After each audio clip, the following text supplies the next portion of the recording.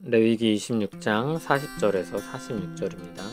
키워드는 회개한다면 회복의 하나님, 은혜로 회복되는 신앙입니다.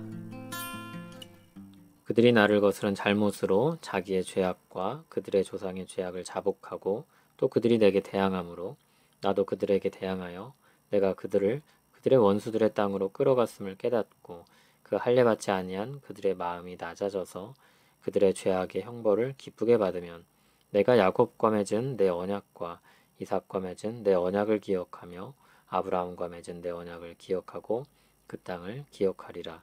그들이 내 법도를 싫어하며 내 규례를 멸시하였으므로 그 땅을 떠나서 사람이 없을 때 그 땅은 황폐하여 안식을 누릴 것이요 그들은 자기의 죄악의 형벌을 기쁘게 받으리라. 그런즉 그들이 그들의 원수들의 땅에 있을 때 내가 그들을 내버리지 아니하며 미워하지 아니하며 아주 멸하지 아니하고 그들과 맺은 내 언약을 폐하지 아니하리니 나는 여호와 그들의 하나님이 됨이니라. 내가 그들의 하나님이 되기 위하여 민족들이 보는 앞에서 애굽 땅으로부터 그들을 인도하여 낸 그들의 조상과의 언약을 그들을 위하여 기억하리라. 나는 여호와이니라. 이것은 여호와께서 시내산에서 자기와 이스라엘 자손 사이에 모세를 통하여 세우신 규례와 법도와 율법이니라. 아멘.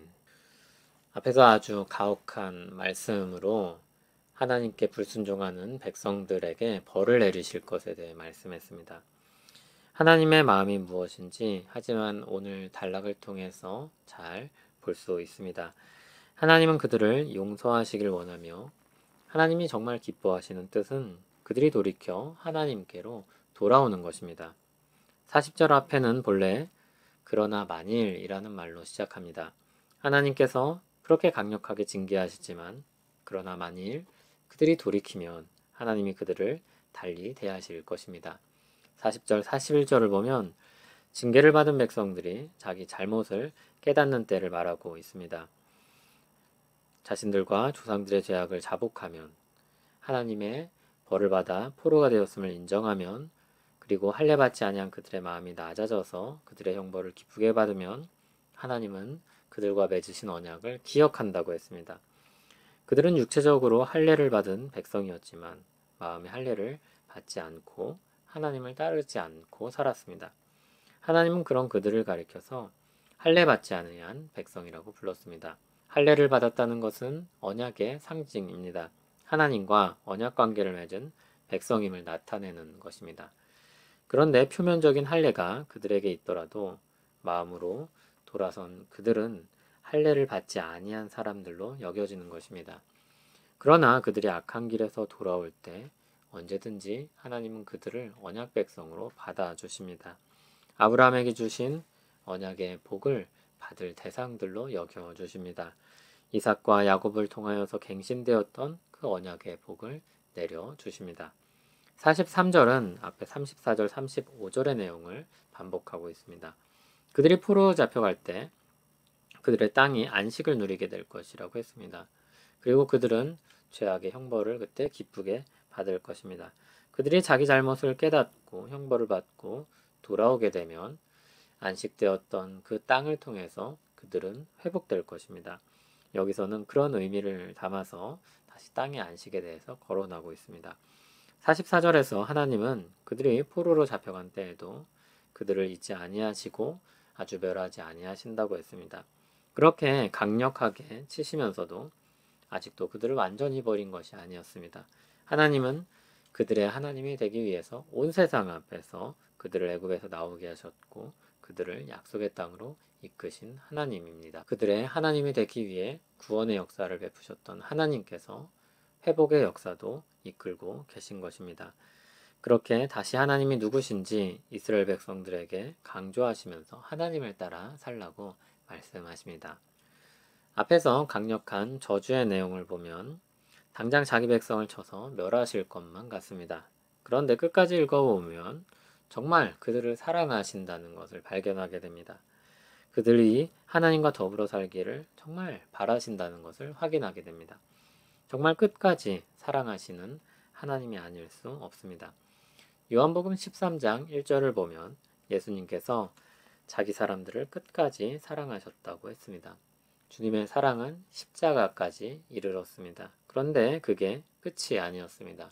주님은 부활하셨습니다. 부활하신 주님은 제자들을 찾아가셨습니다.